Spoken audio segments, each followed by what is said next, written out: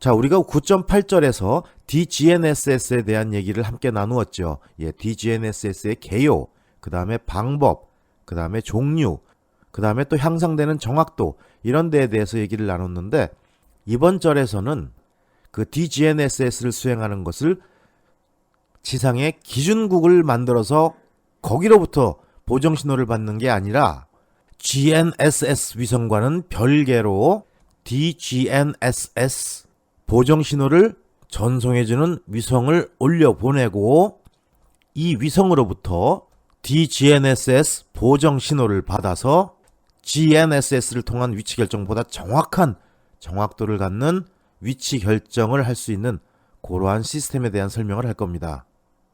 이렇게 GNSS 위성과는 별개의 DGNSS 신호를 주는 위성을 이용해서 DGNSS를 가능하게 해주는 그러한 서비스를 우리가 SBAS라고 표현하는데, 여기에 대해서 이제 우리 자세히 한번 같이 생각해 보도록 하죠. 자, 요런 위성을 이용한 DGNSS 이 부분은 여러분들이 가지고 계신 교재 Geoinformatics 495페이지부터 시작합니다.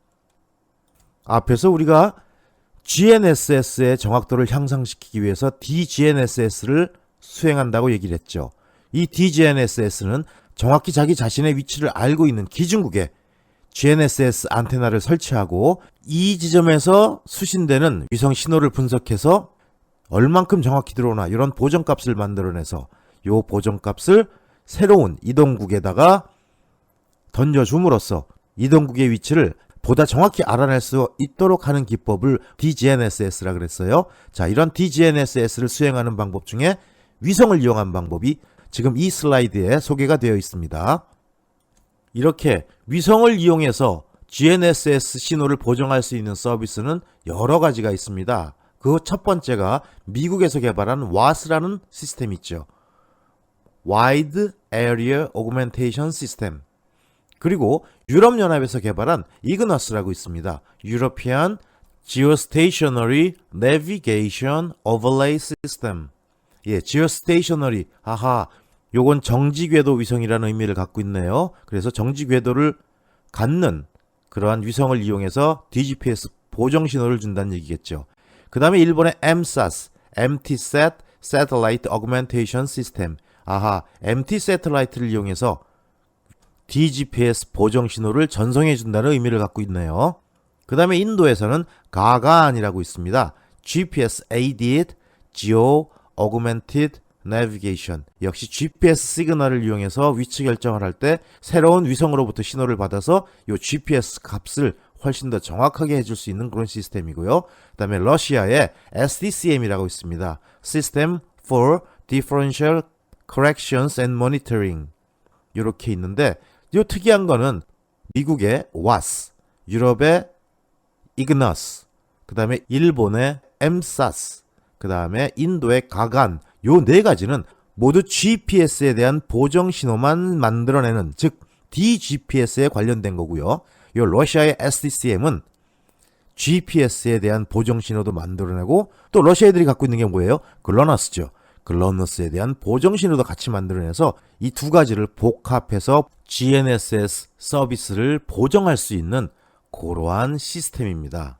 그리고 요 모든 시스템을 묶어서, 보통 우리 여기 묶을 때 러시아 거는 포함을 안 시키는데, 이 모든 DGPS 보정 신호를 주는 위성을 다 묶어가지고 연계해서 세계적으로 통합망을 구성하는 것을 SBAS라고 합니다. Satellite Based Augmentation System, 즉 DGPS 신호를 전송해주는 그런 위성을 기반으로 한 전 세계 GPS 위치 향상 시스템이란 얘기죠. 그래서 여기에는 미국의 WAS, 유럽의 IGNOS, 일본의 MSAS, 그 다음에 인도의 가간이 포함됩니다. 이렇게 위성을 이용해서 DGPS 또는 DGNSS를 수행하는 시스템은 기존의 GPS 신호를 또는 GNSS 신호를 DGPS 또는 DGNSS로 활용하기 위해 구축된 위성 시스템이에요. 그래서 이 GPS 위성과는 별개로 새로운 위성을 또 올린다는 얘기죠. 이 위성에서, 즉 이 와스나 이그나스, 엠사스, 가강 같은 위성에서 DGNSS 보정 신호를 만들어내는 게 아니라 얘들은 DGNSS 보정 신호를 지상의 기준국으로부터 전송받습니다. 이 지상의 여러 개의 기준국은 각자 자신의 위치에서 DGPS 또는 DGNSS 보정 신호를 만들어내고 요것들을 전부 취합해서 이 하늘에 올라가 있는 와스 또는 이그너스 또는 엠사스 또는 가간 위성에 요 보정 신호를 쏴주죠. 그러면 이렇게 DGNSS 보정 신호를 넘겨주는 이 위성들에서는 요 신호를 다시 지상의 사용자들한테 뿌려줍니다. 이렇게 지상에서는 GPS 신호 또는 GNSS 신호를 받고 또 별도로 SBAS 신호 요거를 받아가지고 수신하는 지점의 정확도를 향상시키려는 이런 시스템이 바로 위성을 이용한 DGNSS 시스템이에요. 즉 SBAS를 통해서 정확도를 향상시킨다는 얘기겠죠. 자, 원리를 잘 기억해야 됩니다. 이 보정 신호를 주는 위성을 쏴 올렸다고 해서 그 위성에서 보정 신호를 만들어내는 게 아닙니다. 지상의 기준국에서 만들어진 보정 신호를 위성에서 중계를 받아서 이 SBAS 위성에서 그 보정 신호를 전달해서 다시 쏴줄 뿐이에요. 그 SBAS에서는 GNSS 보정 신호를 생성하는 역할을 하지 않습니다. 그러면 이제 지상에서는 기존의 방법대로 GPS 또는 GNSS 시그널을 받죠. 각각 위성들을 통해서 뭐 GPS나 글로나스나 갈릴레오나 컴파스나 그 다음에 또 뭘 따로 받아요? 요 SBAS에서 던져지는 신호를 또 따로 받습니다. 요건 GNSS 보정 신호죠. 다시 말하면 DGNSS 신호죠. 그래서 요 두 개를 합쳐서 사용자의 위치 정확도를 높이려는 바로 그러한 시스템이 위성을 이용한 DGNSS, 다른 말로 SBAS라고 하는 겁니다.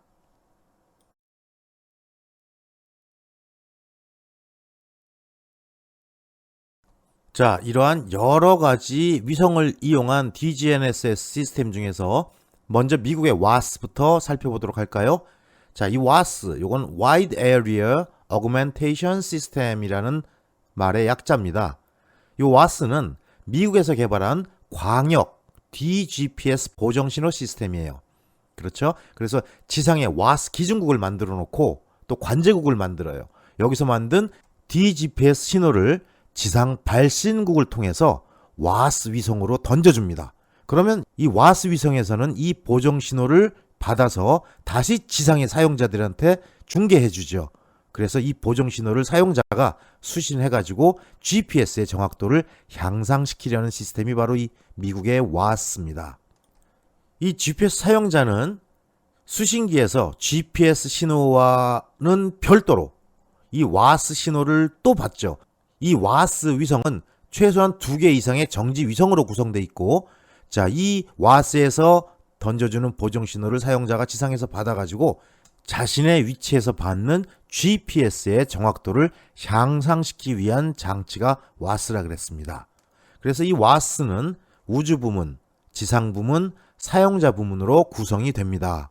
GPS의 구성과 굉장히 유사합니다.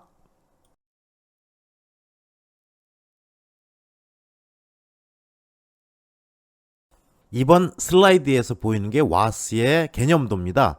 자, 여기 지상에 수많은 기준국들이 있습니다. 그래서 이 WAS 기준국들이 이렇게 네트워크를 형성해서 미국 전역에 걸쳐서 만들어져 있고, 여기서는 뭐를 해요? GPS 위성의 신호를 받아가지고 보정값을 생성하는 역할을 합니다. 그럼 이 자료값들을 모두 모아서 어디로 보내줘요? WAS 주 관제국으로 보내주죠. 그럼 이 WAS 주 관제국에서는 다시 이 신호를 지상 발신국으로 보내서 WAS 위성으로 쏴줍니다. 지금 여기에 보이는 3개의 위성은 GPS 위성을 표현한 거고요. 요 왼쪽에 있는 위성이 바로 WAS 위성이에요. 즉 보정신호 전송 위성이죠. 그러면 사용자들은 지상 어디서든지 GPS 위성도 따로 받고 또 WAS에서 내려오는 신호도 따로 받아가지고 동시에 2가지 신호를 합쳐서 DGPS를 수행하는 게 바로 이 WAS의 기본 개념입니다. 자, 이번엔 이 WAS를 구성하고 있는 우주 부문을 먼저 한번 볼까요? 우주 부문은 당연히 위성으로 구성이 되겠죠. 이 위성들은 그다지 중요한 위성이라고 볼 수는 없고요. 어쨌든 WAS를 구성하는 위성들이니까 한번 살펴보도록 하죠. 자, 먼저 인마르삿이라는 게 있고요. 그 다음에 갤럭시라는 위성이 있습니다. 그 다음에 애닉, 그 다음에 Pacific Ocean Region이라는 위성, 그 다음에 Atlantic Ocean Region West, 이런 위성들이 있네요. 뭐 각각의 슈도 랜덤 넘버 코드들은 이렇게 나타나 있고요. 또 이 표에 여기에 NMEA 번호가 표현되어 있네요. 요거는 정확히 NMEA 0183이라고 얘기를 하는데, 요건 시간, 위치, 방위 등의 정보를 전송하기 위한 규격이에요. 그러니까 이러한 규격, 원래 The National Marine Electronics Association 이렇게 정의한 그런 내용인데, 요거를 이제 GPS에서 많이 사용을 하죠. 그래서 요 NMEA 0183 방식은 ASCII, 그 다음에 직렬 방식, 이러한 통신에 이용되는 코드인데, 우리 측량에서는 더 깊게 들어갈 필요는 없을 것 같아요. 이런 포맷이 있다라는 것만 기억하고 가시죠. 어쨌든 간에 뭐 이런 NMEA 그 규격에 의해서 신호를 전송하는 거고요. 이렇게 이제 각각의 그 번호들이 위성에 부여가 되어 있습니다. 그 다음에 이 S바스는 앞에서 우리가 그런 언급을 했지만 전부 거의가 정지궤도 위성으로 구성이 되어 있어요. 그러니까 이 정지궤도 위성이라는 말은 항상 지구의 특정한 지점의 상공에, 즉 그 지점의 하늘에, 다시 말하면 지구의 특정한 위치에서 항상 보이는 위성이 정지궤도 위성이죠. 예, 그래서 요 인마르삿 같은 거는 서경 98도, 그 다음에 갤럭시 같은 경우는 서경 133도, 그 다음에 애닉 같은 경우는 서경 107.3도, 그 다음에 요 POR 요거는 동경 178도, 거의 서경하고 가까워요. 동경과 서경이 180도까지 있으니까 동경 180도는 바로 다시 얘기하면 서경 180도인 거죠. 그 다음에 이 Atlantic Ocean Region West 요거는 서경 142도에 멈춰 있는 그러한 위성이고, 요 Pacific Ocean Region 요 POR과 Atlantic Ocean Region West 요거는 지금 현재 사용되지 않고 있는 위성입니다.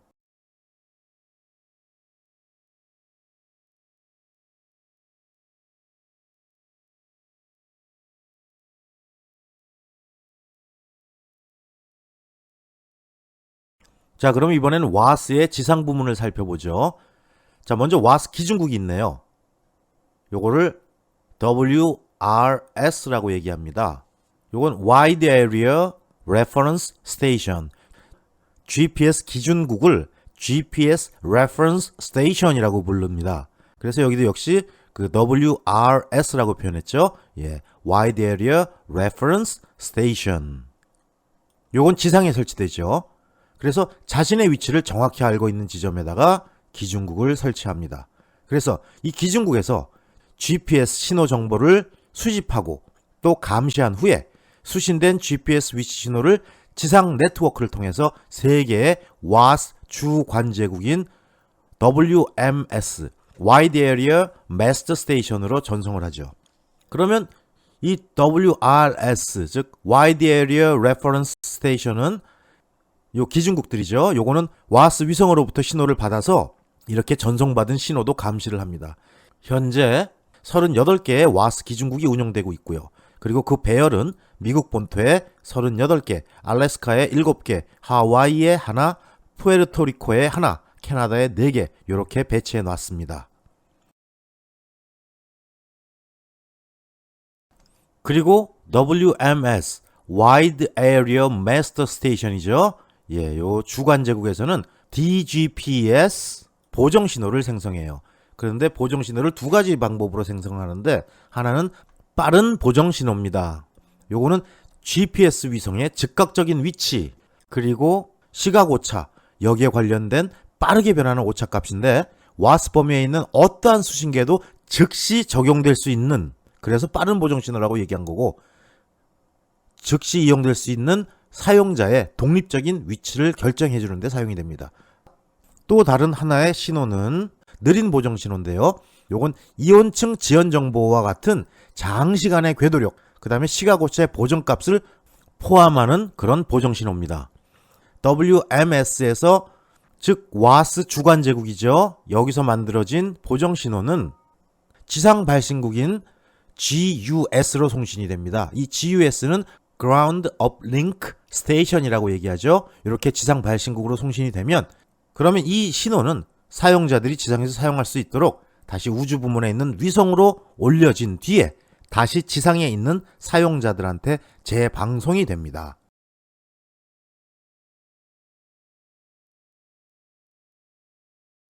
지금 보이는 이 슬라이드가 와스의 커버리지예요. 와스가 커버할 수 있는 지역이죠. 그래서 보면 요 미국 본토는 다 커버하네요. 그 다음에 이 왼쪽에 알래스카까지 커버를 해요. 뭐 러시아까지는 안 가네요. 그 다음에 캐나다도 와스 커버리지 구역 내에 들어가 있고 딱 그냥 북미만 사용할 수 있도록 미국에서 만들어 놓은 시스템입니다. 자, 그러면 이번에 와스의 마지막 단계로 이렇게 와스를 사용했을 때 얼마만큼 정확도가 향상될 수 있는지를 한번 살펴보죠. 이 와스는 원래 GPS 수신값 95% 이상의 관측값 수준에서 수평과 수직 방향의 오차 모두 7.6m 이하로 만들기 위해서 설계된 것이 바로 이 와스입니다. 그래서 관측각 검증 시행을 수행한 결과 실제 와스 값을 이용해서 DGPS를 했을 때 미국 본토와 캐나다, 그 다음에 알래스카 대부분 지역에서 와스 신호를 받아들여서 검증 시험을 했는데 이때 수평 방향의 정확도는 1m, 와 엄청나죠? 수직 방향의 정확도는 1.5m 안으로 들어온다는 것이 확인이 되었습니다.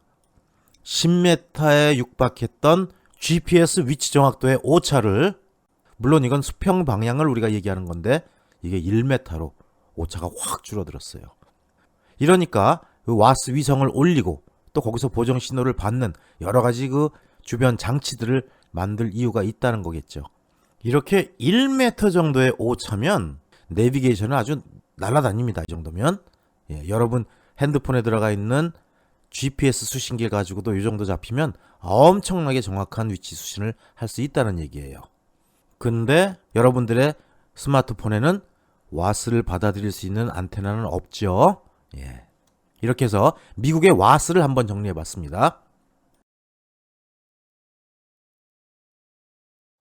자, 이번엔 유럽에서 올린 위성 이그너스에 대한 얘기를 해보죠. 자, 이 이그너스는 European Geostationary Navigation Overlay System이라고 표현한다고 앞에서 얘기했고요. 이 이그너스는 최초로 유럽 전 지역을 통합하는 위성항법 시스템이에요. 그래서 미국의 GPS 위성 신호에 부가적인 보정 신호를 만들어 가지고 이 신호를 이그너스 위성으로 쏘아 올립니다. 그러면 이 이그너스 위성에서는 이 신호를 받아들여 가지고 다시 지상으로 쏘아 주어서 이 지상의 사용자들은 GPS 위치값과 요 이그너스 보정값을 함께 수신해서 비행 중인 항공기 또는 좁은 수로를 항해하는 선박, 여기에다가 정확한 위치를 결정하도록 해주기 위해서 만들어진 게 바로 이 유럽의 이그너스 시스템입니다. 이 이그너스 서비스는 2009년 10월 1일부터 시작이 됐고요. 그 이그너스 수신이 가능한 GPS 수신기를 사용하는 모든 사용자에게 전 유럽 지역을 대상으로 무상으로 제공해주고 있습니다. 그리고 이 이그너스 시스템은 세계의 정지 궤도 위성, 그 다음에 지상의 네트워크로 구성이 되어 있고요. 그래서 이 이그너스 시스템을 사용했을 때 유럽 본토와 그 외곽 지역에서 1.5m보다 정확한 위치 정확도로, 즉 오차가 1.5m를 넘지 않는 그런 정확도로 GPS 관측값을 사용할 수 있다는 게 바로 이 이그너스 시스템의 특징입니다.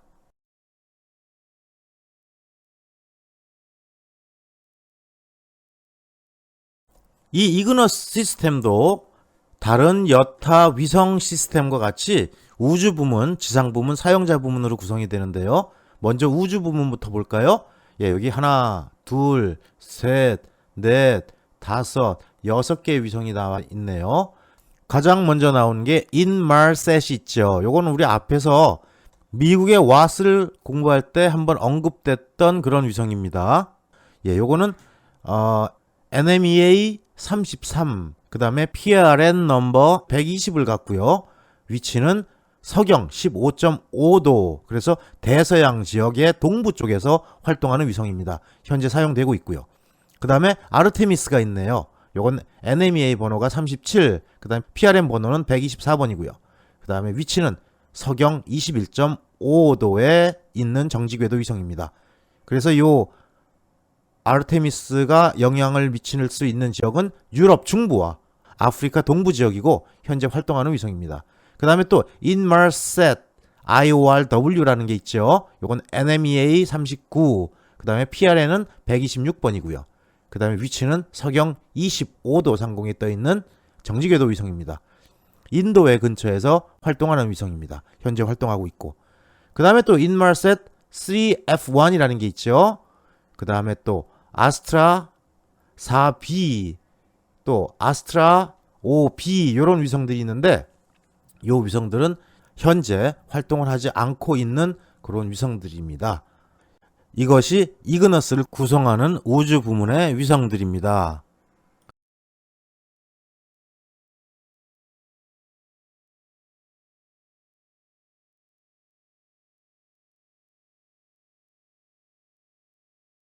자, 그럼 우리 이그너스의 우주 부문에 대해서 좀 더 자세히 한번 살펴보도록 하죠. 이 유럽의 이그너스 시스템은 GPS 위성의 L1 주파수 대역폭의 정보를 종합해서 보정 신호를 전송하는 3개의 정지궤도 위성으로 구성됩니다. 그래서 이 이그너스는 와스하고 유사하게 주로 높은 고도를 비행하는 항공기 등에서 정지 궤도에 이그너스 위성으로부터 전송된 신호를 전송받도록 설계를 했어요. 높은 빌딩이 밀집해 있는 도심 지역, 이걸 우리가 도시 협곡 지역이라 그랬는데 여기서는 그 위성의 궤도하고 또 위성의 자세, 또 위성의 위치 때문에 이 GPS로부터 위성 신호를 받는데 문제가 발생합니다. 높은 빌딩에 막혀서 신호가 안 들어와서 사용자가 수신을 못한다는 얘기죠. 그래서 또 이걸 극복하기 위해서 ESA, 유럽 항공우주국에서는 EDAS라는 시스템을 개발합니다. 이 EDAS는 그 위성의 낮은 궤도각으로 인해서 수신을 못하는 지역, 이러한 수신 불가능 지역의 한계를 극복하기 위해서 2002년 지상 사용자들에게 GPS 보정 신호를 인터넷을 통해서 전송하는 시스템을 개발해서 DGPS 신호, 즉 다시 말하면 GPS 보정 신호를 다른 방법으로 또 전송하는 그러한 시스템을 구축하죠. 자, 이번에는 이그노스의 지상 부문을 한번 볼까요? 자, RIMS, 요거는 Ranging and Integrity Monitoring Station이라고 부르는 보정 신호 위치 결정 및 신호 조합 감시국이라고 표현했는데 이 RIMS들로 구성된 네트워크도 포함이 되고요. 또 4개의 MCC Master Control Center, 즉 주관제국이죠. 요거하고 6개의 NLES Navigation Land Earth Station, 즉 지상국이죠. 요 6개의 지상국을 모두 포함하는 부분이 지상 부문입니다. 그래서 이러한 시설들, 즉 지상 부문을 구성하고 있는 RIMS, MCC, NLES 요것들은 시스템의 성능 평가와 시스템을 확인하기 위한 시설과 품질 평가를 위한 응용 시설들로 구성이 됩니다. 자, 이 이그너스에 사용되는 보정 신호는 어떻게 흘러가느냐? 맨 먼저 RIMS라 그랬죠. Ranging and Integrity Monitoring Station. 요 보정 신호 위치 결정 및 신호 조합 감시국에서 GPS 신호를 수신하고 요 신호를 MCC 주관제국 Master Control Center로 전송을 합니다. 그럼 이 MCC 주관제국에서는 RIMS로부터 수신받은 신호를 처리하고 또 이거를 3개의 이그너스 정지궤도 위성으로 전송을 하죠. 그럼 이 이그너스 위성에서는 다시 이 신호를 받아갖고 다시 지상으로 되쏴줍니다. 뭐를? GPS 보정 신호죠. 그러면 요거를 사용자가 받아들이고 또 이거 외에 오리지널 GPS 신호도 받아들이고 해서 이 2가지 신호를 결합해서 사용자가 관측하고자 하는 지역의 위치를 정확하게 관측할 수 있도록 요걸 도와주는 게 바로 요 이그너스 시스템이고, 이러한 흐름이 이그너스 시스템의 DGPS 신호 흐름입니다.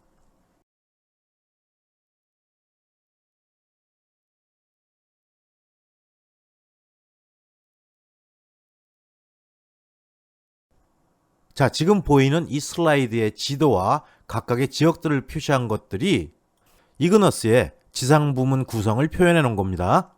그래서 빨간 게 RIMS였죠. Ranging and Integrity Master Station. 그렇죠? 보정신호 위치 결정 및 신호조합 감시국이라고 얘기했고요. 요 RIMS는 유럽 전역에 골고루 넓게 펼쳐서 배치해놨죠. 또 유럽 전역뿐만 아니라 요 왼쪽 위의 지도를 보면 캐나다 지역과 남아메리카 지역에도 하나씩 RIMS를 설치해놨고, 또 이 아래 그림 보면 아프리카 지역 북쪽과 남쪽에도 하나, 이렇게 유럽 지역을 경도 방향을 따라서 북극부터 남극까지 거의 다 커버할 수 있도록 이러한 분포를 갖도록 배치를 해 놓았습니다. 그 다음에 여기 파랑색 사각형 하나, 둘, 셋, 넷. 요게 MCC네요. Master Control Center 주관제국이고요. 그 다음에 여기 녹색 삼각형으로 표현된 거 여기 하나, 둘, 셋, 넷, 다섯, 여섯 개. 그쵸? 요게 NLES예요. Navigation Land Earth Station. 즉 지상국이죠. 이렇게 유럽 전역에 모든 그 지상 부문의 중요한 관제소들이 이렇게 펼쳐져서 배치되어 있습니다. 자, 그러면 이번엔 에그너스의 사용자 부문을 한번 볼까요? 뭐 사용자 부문은 이거를 사용하는 사람들, 유저죠. 와스와 동일하게 GPS 신호, 그 다음에 에그노스 신호, 요 신호 모두를 수신해서 정확한 수신기의 위치를 결정하는 관측을 수행하는 부분이 바로 사용자 부문입니다. 우리는 아니에요? 예. 그럼 우리는 에그노스를 못 쓰냐? 당연히 못 쓰죠. 한국에 있어서 못 씁니다. 예, 유럽 가면 여러분도 에그노스의 유저가 될 수 있는 거예요. 아마 그리고 향후에 이 유럽연합의 갈릴레오가 올라가면 이 에그노스 시스템도 조금 변화될 거라고 예상이 됩니다. 왜냐하면 GPS 신호만을 위한 보정 신호를 개선하는 게 아니라 이제 갈릴레오 신호에 대한 보정 신호도 생성하고 이거를 이용할 수 있겠죠. 그렇게 되면 복합적으로 우리 보정 신호를 이용한다면 굉장히 정확한 그러한 위치 결정을 할 수 있는 그 GNSS 신호 수신이 가능할 거라고 관측이 되고 있어요. 자, 이 에그네스 위성 계획을 한번 살펴보죠. 이 유럽 항공우주국, 즉 ESA에서 시작한 이그너스는 2002년부터 시작되었다 그랬죠. 그래서 2005년 중반까지 결정 단계를 거치고 그 다음에 그 이후에 IOP 단계를 거칩니다. 이 IOP는 Initial Operations Phase, 즉 초기 작동 단계라고 얘기할 수가 있네요. 예, 이 단계를 거쳐서 2009년부터 서비스를 개시하고 확장, 보충 단계를 거쳐서 현재 2020년까지 이 위성을 이용한 에그너스 시스템을 제공할 계획을 마련해 놓고 있습니다. 지금 여기 나타난 슬라이드가 이제 이그너스의 카바리지입니다. 예, 유럽 쪽에 집중적으로 이제 이 DGPS, 즉 이그너스 보정 신호를 사용할 수 있도록 하고 아프리카 북단하고 여러 지역까지 포함되어 있는 그러한 이그너스의 커버리지를 나타낸 그런 지도입니다. 자, 그럼 이그너스를 활용했을 때 마지막 단계 정확도가 얼마가 되는지 한번 확인을 해 봐야겠죠. 자, 이 이그너스를 이용했을 때, 즉 DGPS 신호를 이용해서 그 GPS 시그널이 어느 정도 향상이 되는가? 95% 수준에서의 오차를 볼 때 평면 오차는 3m, 수직 오차는 4m까지 오차가 줄어듭니다. GPS에 비해서 향상된 정확도로 위치 결정을 하는 것이 가능하다는 얘기죠. 조금 어떻게 보면 아이러니컬한 얘기가 될 수도 있어요. 앞으로 유럽연합에서 갈릴레오 위성을 다 올려서 궤도를 채우면 거기서 나타나는 위치 정확도는 1m 정도로 추정하고 있는데 지금 이그너스 시스템을 이용해서 정확도 향상시킨 것보다 훨씬 더 좋은 정확도를 갖게 됩니다. 그러면 아마 ESA에서, 즉 유럽 항공우주국이죠, 이 이그노스 사업을 철회하지 않을까라는 생각도 듭니다. 이중으로 돈 들일 필요도 없을 뿐더러 그렇게 들여서 효과가 나타나는 것도 아니기 때문이겠죠. 자, 이렇게 해서 우리 유럽에서 사용하고 있는 그 위성을 이용한 DGNSS 방법, 정확히 얘기하면 이거는 DGPS라고 봐도 돼요. 아직까지는. 왜? GPS에 대해서만 보정 신호를 생성하고 거기에 대해서 위치값을 보정하니까. 그러한 이그너스 시스템에 대한 얘기를 다뤄봤습니다. 자, 이제 일본으로 넘어갈 겁니다. 자, 이번에는 위성을 이용한 DGNSS 중에서 일본의 시스템을 한번 살펴보도록 하죠. JRANS라고 얘기했네요. Japanese Regional Advanced Navigation Satellite. 이런 말의 약자랍니다. 요거는 일본 내에서 수신하는 GPS의 정밀도 또는 정확도를 향상시키기 위해서 추진하고 있는 위치 결정 시스템입니다. 그래서 세계의 준극궤도 위성, 다시 말하면 QGSS, Quasi Zenith Satellite System, 준천정 위성 시스템으로 구성되는 위성이죠. 요거하고 또 세 개의 긴 타원 궤도를 갖는 위성, 요거와 하나의 정지 궤도 위성으로 구성되는 그런 시스템이에요. 요 QGSS는요, 준천정 위성 시스템이라고도 얘기를 하는데 GPS의 보정 신호를 발신하는 세 개의 준천정 위성으로 구성됩니다.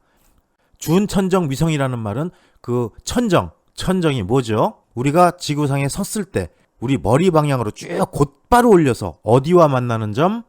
천구와 만나는 점을 우리가 천정이라고 하죠. 그래서 이 준천정 위성은 즉 Quasi Zenith Satellite, 준천정 위성이란 말은 이 천정 근처에서 돌아다니는 위성이라는 의미입니다. 그래서 이 QGSS는 모바일 환경에서 통신 기반의 서비스를 제공하고 또 위치 결정 정보를 제공하기 위해서 개발됐어요. 이 QGSS 위성은 통신 위성입니다. GPS 위성과는 관련이 없는 위성이에요. 그렇기 때문에 그 위치 결정에 대한 어떤 신호를 직접적으로 주는 위성이 아니죠. 즉 DGPS의 신호만 전달해 주는 위성이라는 얘기예요. 그래서 이 통신 위성이기 때문에 단독으로 위치 결정에 사용될 수는 없지만 위성에서 방송한 보정 신호, 즉 DGNSS 신호죠. 정확히 얘기하면 이건 DGPS 신호입니다. 왜? GPS만 사용하니까 요 보정 신호를 일본 내에서 수신할 수 있도록 설계한 것이 바로 QGSS입니다. 그래서 이 QGSS의 첫 번째 위성 미찌비키라는 위성이 2010년 9월 11일 H2A F18 로켓으로 발사가 됐죠. 그래서 2013년 완전한 작동이 가능해질 것으로 기대되는 그러한 시스템입니다.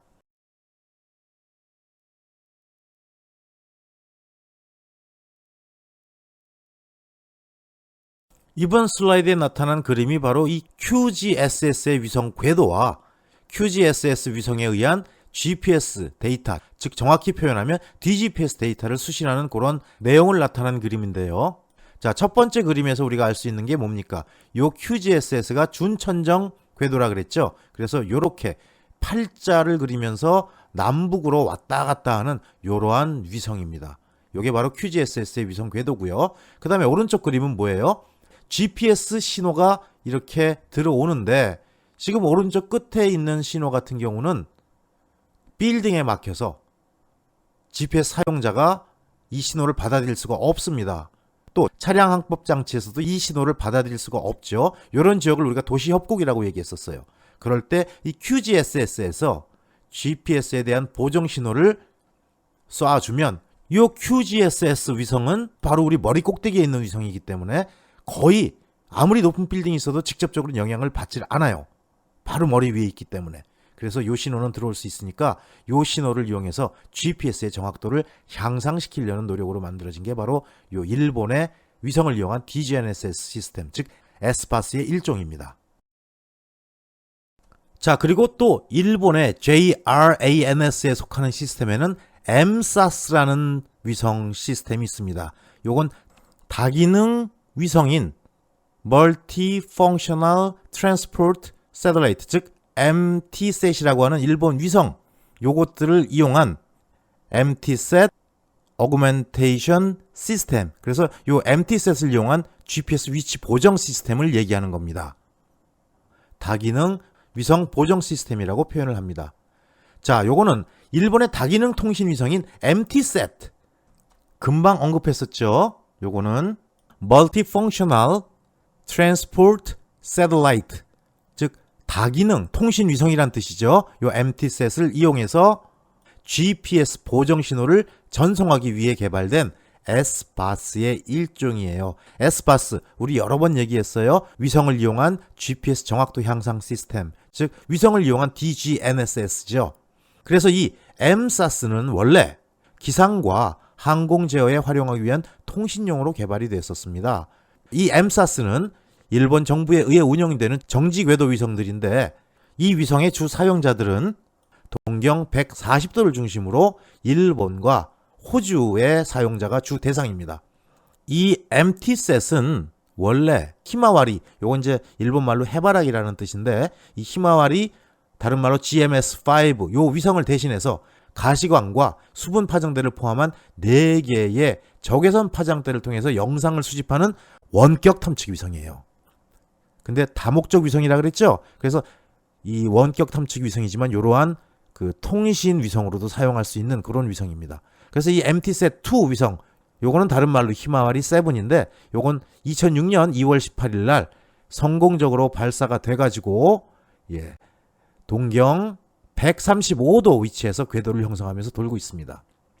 요 MTSat 계열의 위성이 현재 2개가 있는데, 요 MTSat-1R이라는 게 있고 MTSat-2가 있네요. 요 MTSat-1R에 NMEA 넘버하고 PRN 넘버는 각각 42와 129. 그 다음에 MTSat-2의 요 NMEA와 PRN 번호들은 각각 50과 137입니다. 그리고 이 위성은 어디에 있어요? 동경 140도에 위치한 정지궤도 위성입니다.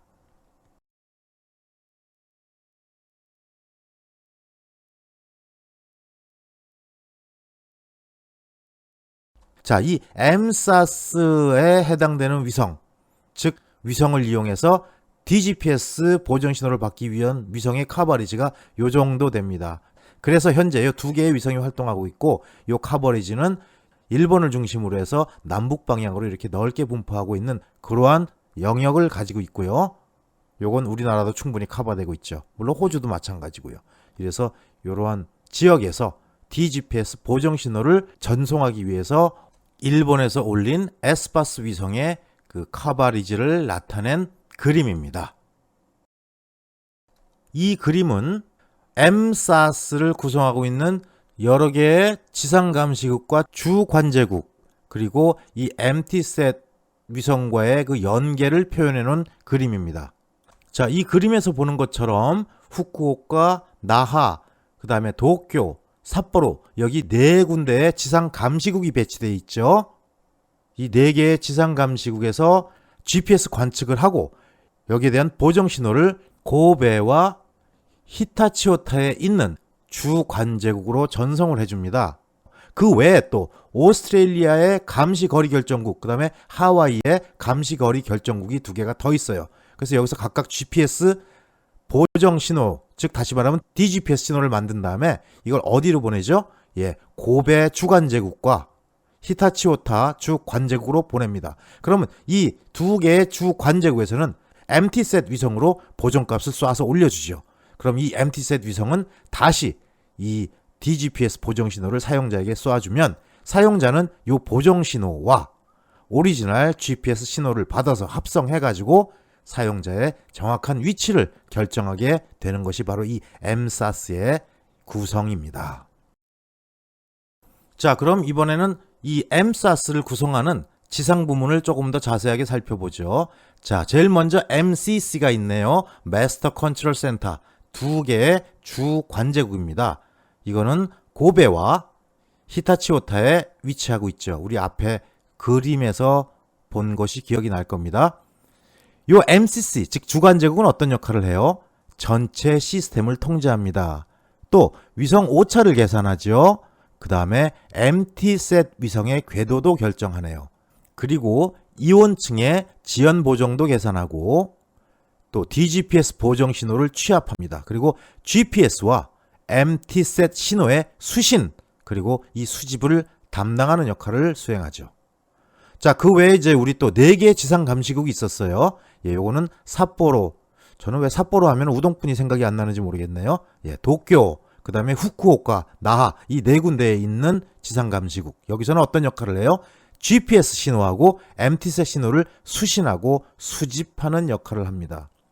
그 다음에 또 MRS가 있죠. 요거는 Monitoring and Ranging Station이라고 얘기를 하는데 감시 및 거리 결정국으로 표현할 수 있고요. 요거는 하와이와 호주 이 두 군데에 있습니다. 역시 여기서도 GPS 신호를 받고 MT셋 신호를 받고 요거를 받아갖고 수집하는 역할을 수행합니다. 그러면 요 지상감시국과 감시 및 거리 결정국에서 수집한 요 자료들을 전부 어디로 보내요? 모아서 MCC 즉 주관제국 고베와 히타치오타에 있는 두 개의 주관제국으로 보내면 여기서는 이런 신호를 취합해서 MT셋 위성으로 이 DGPS 보정 신호를 쏴주는 역할을 하죠. 그러면 MT셋 위성에서는 다시 이 신호를 지상의 사용자들한테 다시 재방송해 줌으로써 GPS의 정확도를 향상시키는 DGPS 즉 SBAS의 역할을 담당하게 되는 이러한 시스템으로 구성이 되어 있습니다. 자, 우리 일본의 위성을 이용한 DGNSS 방법인 JRANS 요거를 살펴보면서 이러한 시스템을 활용해서 향상될 수 있는 정확도에 대한 얘기를 한번 해보도록 하죠. 이 QGSS 그리고 MSAS 요거를 포함하는 JRANS 즉 일본 지역의 그 향상된 내비게이션 시스템이라고 부르는 JRNAS 요 시스템을 이용해서 GPS 보정 신호를 수신해서 GPS의 위치 정확도를 향상할 수 있다는 것 우리 앞에서 살펴봤습니다. 특히 이 JRANS는 고층 빌딩에 의해서 GPS 정밀도가 현저하게 떨어지는 도심 지역, 특히 도시 협곡 지역에서 GPS의 정확도 확보에 효과적이죠. 그래서 현재 미국과 일본이 협력해서 이 시스템을 개발하고 있습니다. 이미 상용화된 여러 GPS 수신기를 만드는 회사에서는 이 GPS와 MSAS 신호를 동시에 수신하도록 하는 수신기를 개발해서 팔고 있어요. 실제로 어떤 특정 회사를 선전하는 건 아닌데 미국의 자바드라는 회사라든지 아니면 아슈텍 이런 회사들에서 나오는 GPS 수신기는 이미 GPS, MSAS 그 다음에 또 유럽의 에그너스 또 와스 이런 거를 같이 동시에 수신할 수 있는 그런 수신기가 나와서 팔리고 있습니다. 우리 일반적으로 GPS 위치 오차가 한 10m 정도 된다고 알고 있는데 요거를 우리 JRANS를 이용하게 되면 수평 수직 방향 모두 1.5에서 2m의 정확도로 굉장히 오차가 줄어든 그러한 정교한 위치 결정 값을 얻을 수가 있습니다. 또 일본 지역과 요 호주 지역의 위성을 이용한 DGNSS 보정 신호 수신이 가능하게 되는 거죠. 여기서는 엄격히 말하면 DGPS 보정 신호라고 말할 수도 있어요. 왜? 다른 위성항법 장치 즉 다른 GNSS를 사용하는 게 아니고 오직 GPS만 사용해서 보정 신호를 만들어내기 때문이죠. 그 다음에 그 외에 아까 우리 QGSS나 MT셋 위성의 커버리지를 봤던 것처럼 이 일본 인근에 있는 우리나라에서도 요 MSAS를 사용할 수 있다는 그러한 장점도 있습니다. 자, 이렇게 해서 우리 일본에서 사용 중인 SBAS, QGSS하고 MSAS 요걸 합쳐서 우리 JRANS라고 표현하는데 이게 어떤 원리고 또 이거를 사용하면 얼만큼 정확도가 향상되는지 여기에 대한 얘기를 다뤄봤습니다. 자, 이번에 어디로 넘어갈까요? 인도로 갑니다.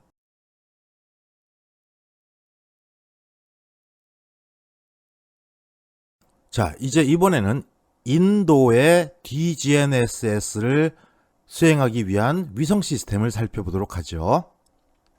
자, 이거는 IRNSS라고 얘기합니다. Indian Regional Navigational Satellite System이라고 표현했습니다.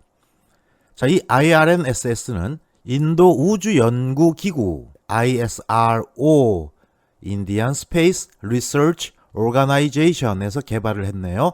자, 2006년 5월 인도 정부가 승인을 해서 2014년 본격적인 서비스를 하기 위해서 7개의 항법 위성으로 구성되는 시스템을 준비하고 있습니다. 이 IRNSS는 인도 전역을 둘러싸는 약 2000km의 지역 내에서 7.6m 이하의 정확도를 얻기 위해서 계획된 프로젝트인데 잘 알다시피 여러분 GPS만으로 수신을 했을 때 약 10m 정도의 오차가 있죠. 요거를 7.6m 이하로 줄이겠다는 계획이 이 IRNSS의 기본 계획입니다. 또 이렇게 IRNSS를 수행하면서 우주 부문, 지상 부문, 사용자 부문, 수신기 모두를 인도 내에서 제작할 계획입니다. 자, 이 IRNSS의 구성을 보면 3개의 정지 위성과 적도면과 29도 경사를 갖는 지구 동기 궤도에 4개의 위성을 배치할 계획입니다. 그래서 이 7개의 위성은 지속적으로 인도 위성 관제국에 의해서 전파 수신이 가능하도록 이 사업이 진행되고 있습니다.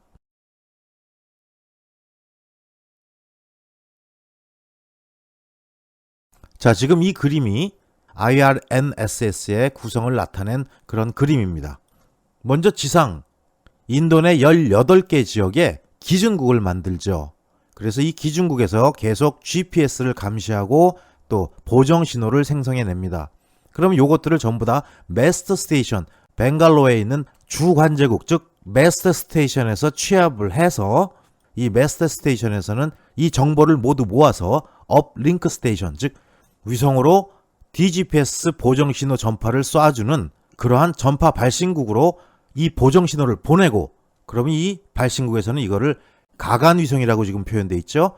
IRNSS를 담당하는 위성으로 쏴서 올려주게 됩니다.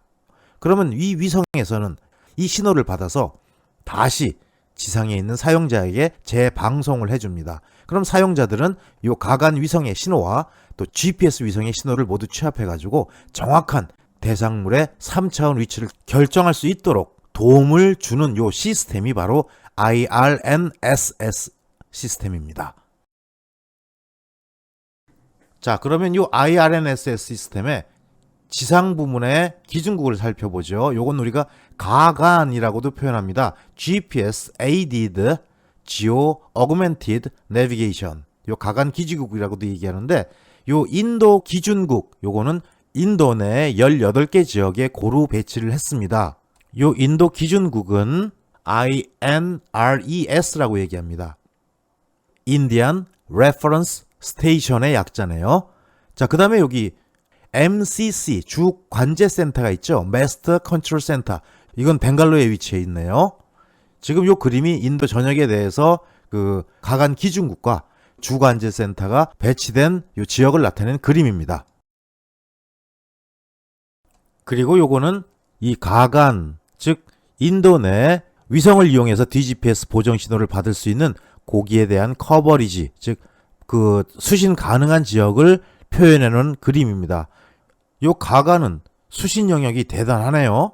예, 오른쪽으로는 호주, 그쵸? 예, 그 다음에 또 동북쪽으로는 일본과 우리나라, 또 북쪽으로는 중국 다 포함하고 러시아 일부, 그 다음에 서쪽으로는 동유럽과 그 다음에 반 정도에 해당되는 아프리카 대륙까지 다 커버하는 이런 엄청난 커버리지를 갖는 그러한 시스템이네요. 자, 이렇게 인도의 가간을 이용해서 향상될 수 있는 정확도는 어떻게 되는지 볼까요? 자, 우리 단순 GPS, 다른 말로 싱글 GPS라고도 얘기한다 그랬죠? 즉 안테나 하나를 세워놓고 위성신호를 받아서 위치 결정을 하는 단순 GPS, 이거는 약 13m 정도의 오차를 갖고 있다고 알고 있습니다.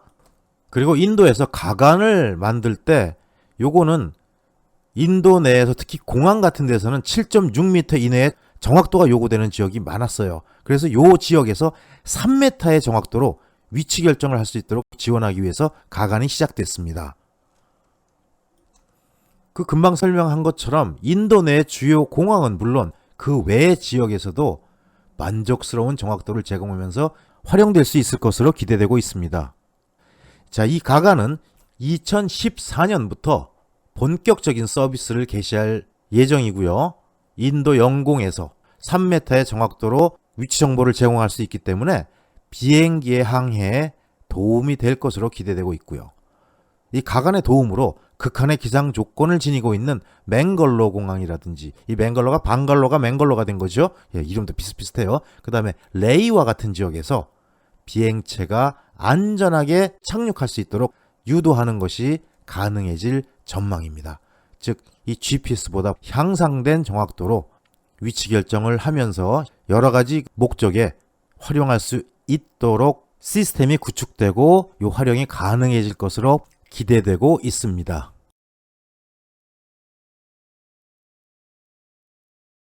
자, 그 다음에 이제 마지막으로 러시아의 SDCM을 한번 보죠. 어떻게 보면 이 SDCM은 S바스 시장에서는 안 껴줬어요. 왜? 앞에서 지금까지 설명한 미국의 WAS, 유럽의 에그너스, 일본의 엠사스, 그 다음에 인도의 가간, 요건 모두 어떤 위성 신호를 베이스로 합니까? GPS 신호를 베이스로 하죠. 그쵸? 그래서 이 DGPS 보정 신호를 만들어내고 이걸 위성으로 쏴 올리고 이걸 다시 받아가지고 DGPS 관측을 한다는 원리예요. 기본적으로. 하지만 이 SDCM은 조금 다릅니다. 왜? 러시아 애들 건데 러시아 애들은 자기들 독자적인 글로노스를 갖고 있어요. 그래서 이 러시아의 SDCM의 가장 큰 특징은 글로노스와 GPS 신호 모두를 이용해서 보정 신호를 생성한 데 있습니다. 그래서 전통적인 S바스에서는 안 끼워줍니다. 왜? GPS만으로 보정 신호를 만들어내는 게 아니기 때문에. 자, 여기에 대한 내용을 한번 같이 살펴보죠. 자, 이 SDCM, System for Differential Corrections and Monitoring 이라고 하는데 이 SDCM은 러시아에서 글로너스 시스템의 하나로 수행되는 DGNSS 정확도 향상 프로그램입니다. 그래서 앞에서 설명한 것처럼 다른 S바스와는 틀리게 GPS와 글로너스 신호를 모두 이용해서 보정 신호를 생성해내게 되죠. 자, 지금 이 나타난 그림이 이 SDCM의 구성입니다. 그래서 이 SDCM에서는 먼저 보정값을 생성하고 그 다음에 이 각각의 관제국들을 엮는 네트워크를 만들고요. 여기서 얻은 각각의 보정신호, 이 보정신호는 글로너스에서만 오는 게 아니고 GPS에서도 보정신호를 생성해낸다 그랬죠. 요거를 중앙처리시설로 넘긴 다음에 요걸 지상송신국으로 보냅니다. 그럼 이 지상송신국에서는 보정값 생성을 한 지상국에서 만든 이 보정신호를 정지궤도를 형성하고 있는 이 SDCM 위성으로 쏴 올려줍니다. 그러면 이 SDCM 위성에서는 다시 이 보정신호를 지상으로 방송을 해주죠. 그러면 사용자들은 이 GPS 위성에서도 위치를 잡고 글로너스 위성에서도 위치를 잡아요. 그리고 나서 이거와 뭐를 합쳐요? 예, 요 SDCM 위성에서 내려오는 보정신호까지 합쳐가지고 보다 정확한 그러한 위치 결정을 할 수 있도록 지원해주는 게 바로 SDCM이죠. 자, 그러면 이번엔 이 SDCM의 구성을 살펴보죠. 먼저 우주 부문이네요. 자, 위성 부분이겠죠. 이 루크 다기능 정지궤도 통신 위성에 있는 이 트랜스폰더라는 것을 이용해서 GPS L1 주파수를 이용한 보정 신호와 또 산출된 보정 신호 값을 통합해서 전송을 합니다. 이 지구 동기궤도 통신 위성은 Multifunctional Space Relay System Geostationary Communication Satellite라고 부릅니다. 이래서 이 세 개의 정지궤도, 즉 GEO라고 얘기했어요. Geostationary Orbit. 그렇죠. 정지궤도. 요 세 개의 정지궤도 위성과 한 개의 정지궤도 예비 위성으로 이 SDCM의 우주 부문을 구성하게 됩니다. 이 우주 부문을 구성하는 위성은 루크 OA라는 위성과 또 OB라는 위성, 그다음에 O, 4 이렇게 각각 4개의 위성이 있는데 그 중에 OA, OB, O 요거는 지금 현재 활동하고 있거나 계획이 완전히 잡힌 위성이네요. 그래서 요 OA의 위치는 서경 16도, 그 다음에 OB의 위치는 동경 95도, 그 다음에 O 위성의 위치는 동경 167도에 위치하고 있고요. 이 루크 OA는 2011년에 발사를 했고 그 다음에 OB는 12년, 그 다음에 O는 14년에 각각 발사할 예정이네요. 그 다음에 요 4도 16년에 발사할 예정이고 수명은 10년 정도 또는 10년 이상 이렇게 예상하고 있습니다. 요 위성들이 SDCM의 우주 부문을 담당하는 위성들입니다. 자, 지금 요거는 이제 그 SDCM의 지상 부분이네요. 그래서 이제 모스크바에 중앙 처리 시설이 있고요.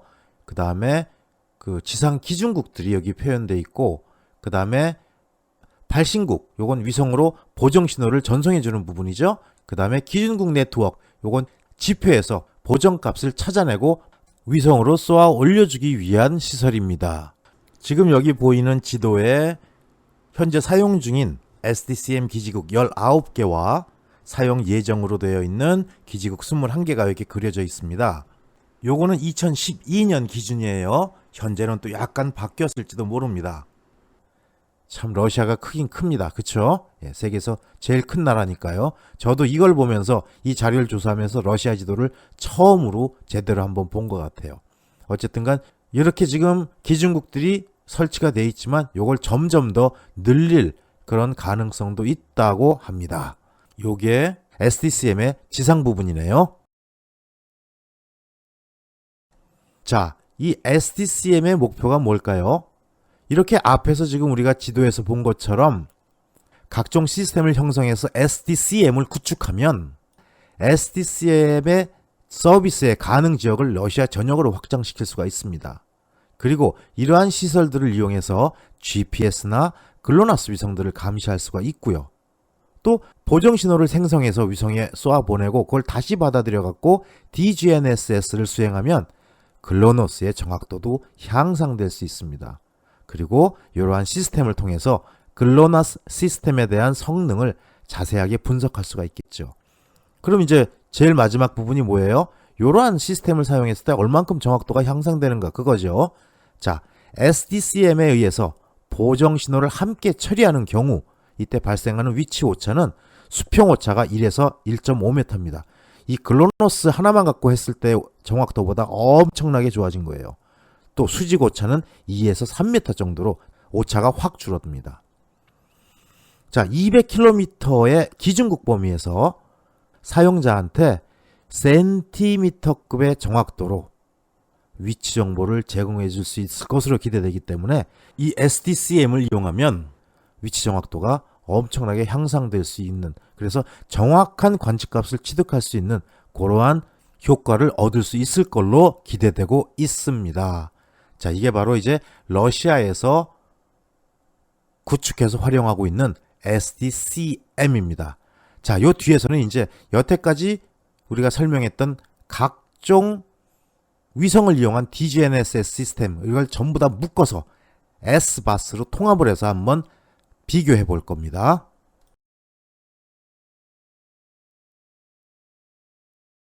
자, 이번에는 이 SBAS들, 즉 미국의 WAS, 그 다음에 유럽의 EGNOS, 그리고 일본의 MSAS, 그리고 마지막에 인도의 가간, 요거를 통합 연계하는 시스템을 구축하고 있는 데에 대한 얘기를 해보죠. 여기서 러시아의 SDCM은 빠졌네요. 예, 요거는 앞에서 설명했듯이 GPS 위성만으로 보정 신호를 만드는 게 아니고 글로노스 위성까지 같이 연계를 해서 보정 신호를 만들기 때문에 이 통합 연계 시스템에서는 제외가 된 것 같아요. 자, 요걸 한번 살펴보죠. 자, SBAS. 요건 Satellite Based Augmentation System이라고 얘기합니다. 즉, 위성을 이용해서 GPS 신호에 어떤 향상을 갖고 가는 시스템이란 뜻이죠. 자, 먼저 구성 시스템을 볼까요? 자, WAS부터 보죠. 요 WAS는 두 개의 위성이 있습니다. 각각 PRN 번호는 135와 138이고요. 이 위성의 이름은 Galaxy 15, 그 다음에 Anik F1R이라는 게 있네요. 이 정지 위성이 활동하는 위치는 갤럭시 15인 경우 서경 133도에 위치하고 있고요. 그 다음에 애닉의 경우는 서경 107.3도에 위치하고 있습니다. 자, 그 다음에 에그노스를 형성하는 위성 3개가 있죠. 예. 먼저 PRN 번호가 각각 120, 124, 126입니다. 그리고 여기에 해당되는 위성은 Inmarsat 3F2라는 게 있고요. 자, 이 Inmarsat 3F2는 위치가 서경 15.5도네요. 그 다음에 아르테미스는 동경 21.5도에 위치해 있습니다. 그 다음에 Inmarsat 4F2, 요거는 동경 25.1도에 위치해 있는 정지 위성입니다. 그 다음에 일본의 MSAS가 있네요. 역시 두 개의 위성이 있고요. 요거 PRM 번호는 각각 129와 137입니다. 그래서 MTSat-1R, 요거는 동경 140도에 위치한 위성이고, MTSat-2, 요건 동경 145도에 위치한 위성입니다.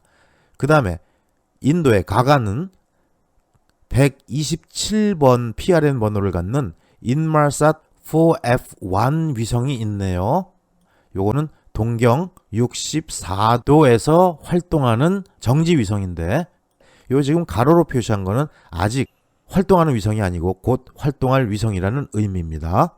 이렇게 4개의 시스템이 모두 뭉뚱그려져서 하나로 연계돼서 전 세계를 하나로 묶는 DGNSS 위성 보정 신호 시스템을 구성하고 있습니다.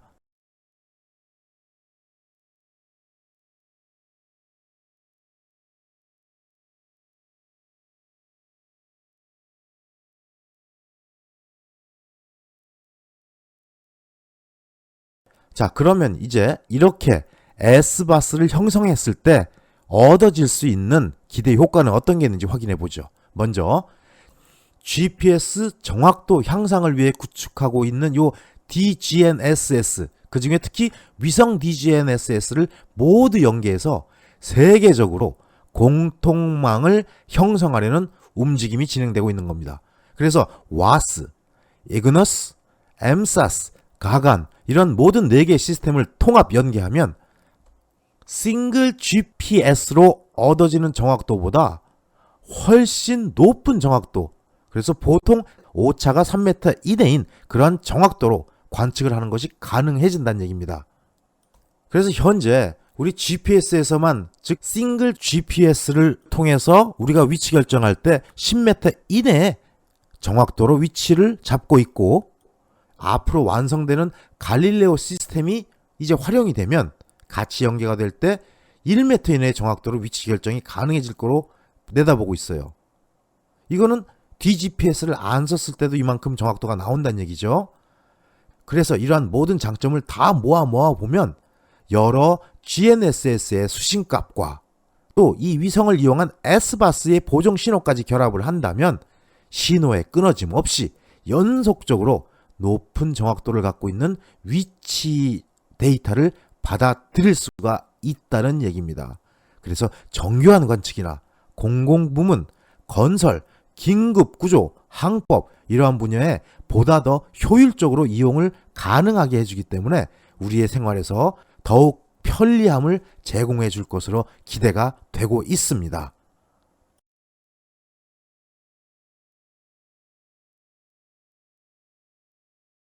자, 지금 이 그림이 S바스들을 모두 연계한 그러한 지역을 지구로 펼쳐놓고 커버리지를 그려놓은 겁니다. 그래서 이 그림에서 알 수 있듯이 북미 지역에 대한 S바스는 와스가 잡고 있네요. 유럽 쪽에는 이그너스가 자리를 잡고 있고요. 그 다음에 인도 지역으로 해서 이 중남아시아, 여기는 가간이 자리를 잡고 있고, 그 다음에 동북아시아 쪽은 일본의 MSAS가 활동하고 있거나 아니면 앞으로 활동을 할 계획입니다. 그러면 여기 지금 이 지역에서 해당이 안 되는 부분이 이제 남아메리카, 그리고 아프리카, 그 다음에 여기 호주 쪽에 있는 오세아니아주 일부, 그 다음에 러시아 요 부분이 남는데, 실제로 러시아는 자기들이 독자적으로 DGNSS를 위성을 통해서 하고 있죠. SDCM이라는 시스템으로. 그래서 요 몇 군데만 빼놓으면 전 지구에서 지상에 기준국을 세워놓는 그런 특별한 장치 없이도 S바스를 이용해서 DGPS 또는 DGNSS 관측이 가능하다는 얘기입니다. 그렇게 된다면 이 GNSS를 이용한 정확도는 더욱더 향상될 거고요. 보다 정확한 위치 제공을 우리한테 해줄 수가 있다는 얘기죠. 오래 살아야겠어요. 점점 편리한 일들이 많이 생깁니다. 예, 과거에 상상도 못했던 일들이 이미 많이 벌어졌고, 또 지금 우리가 상상 못하는 일이 앞으로 또 많이 벌어질 거기 때문에 오래 살아야 합니다. 예, 이렇게 해서 우리 위성을 이용한 DGNSS를 여기서 정리를 하고요.